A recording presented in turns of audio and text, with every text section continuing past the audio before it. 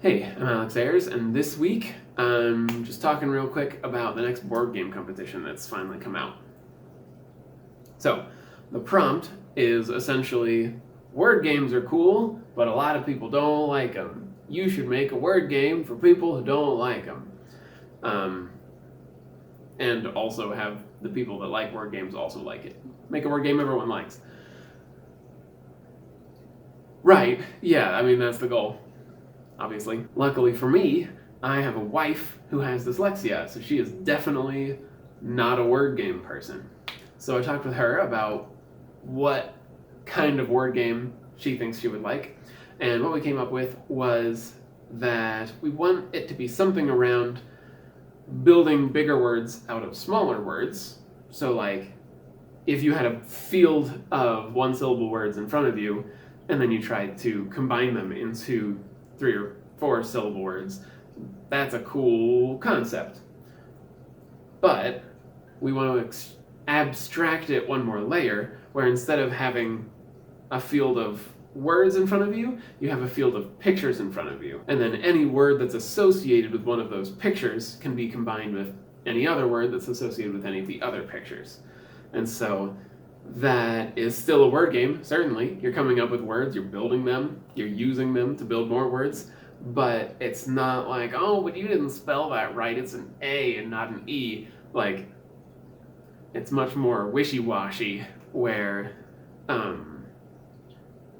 like if you have a symbol for death and a symbol that's a flame, you could theoretically do like fire and extinguish, and then make fire extinguisher, something like that. I think that's the main mechanic I want to use for this game, but I'm still not sure about what form I want it to take. One option is like a categories thing, where everyone has a certain amount of time to build words out of the same pool, and then you only get points for words that are unique among the group.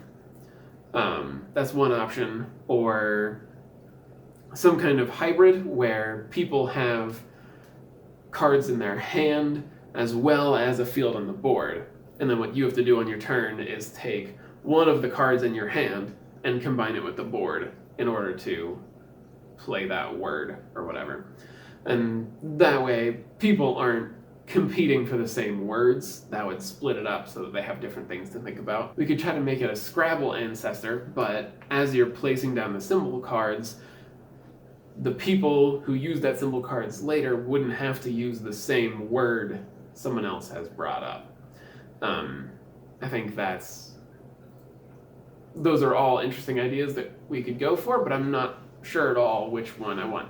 The good news is that making prototypes for all of those games is just getting a set of cards with different pictures on them.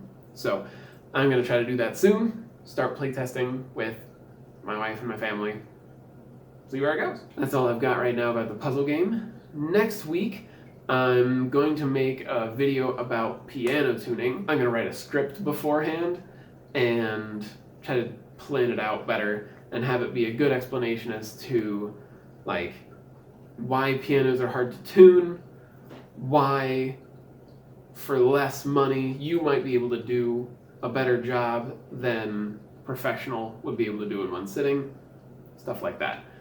And of course, how to do it and what you need. So I'm looking forward to it. I've already put a significant amount of work into that video this past week. Hope you enjoyed. Thanks for watching. See you next week.